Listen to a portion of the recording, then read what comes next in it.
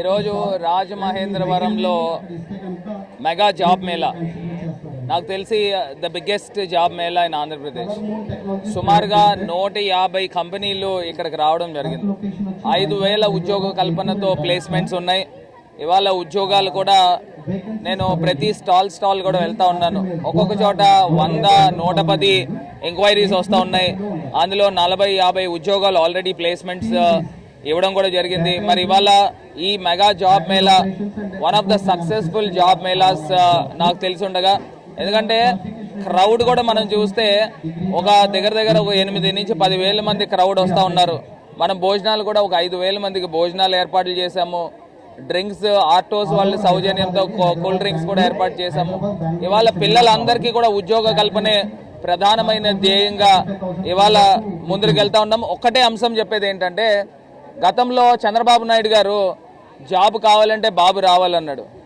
మరి ఎన్ని జాబులు వచ్చినాయి ఎవరికి తెలీదు. బాబు వచ్చాడు కానీ జాబులు ఎవరికి రాలా. లేకపోతే నిరుద్యోగ భృతి 2,000 ఇస్తా అన్నాడు.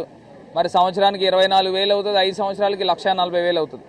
ఇవాళ ఆంధ్రప్రదేశ్ రాష్ట్రంలో ఏ ఒక్కడికైనా నిరుద్యోగ భృతి 1,40,000 చొప్పున ఇచ్చారా అని అడుగుతా ఉన్నా. ఎవరికి ఇవ్వలేదు. నెట్ట నిలువున యువతని మోసం చేసి మళ్ళీ ఒక గ్రాండ్ అలయన్స్ అని చెప్పేసి మళ్ళీ వీళ్ళు వస్తూ ఉన్నారు. 2014లో ఏం చేయలేకపోయారు, మళ్ళీ వాళ్ళు వచ్చి కొత్తగా చేస్తారంట. మరి ప్రజల చెవుల్లో పువ్వులు పెడతా ఉన్నారు. ఎవరు కూడా నమ్మే పరిస్థితులు లేదు. ఇవాళ ఆంధ్రప్రదేశ్లో జగన్మోహన్ రెడ్డి గారు ఒక ఆశా కిరణం లాగా మరి ఉంటా ఉన్నారు. ఇదే రాజమహేంద్రవరంలో ప్రజలకి నిత్యం అందుబాటులో ఉంటూ రాజమహేంద్రవరాన్ని ఒక అద్భుతమైన నగరంగా తీర్చిదిద్దే క్రమంలో ఇవాళ మనం పరుగులు పరిగెడతా ఉన్నాము.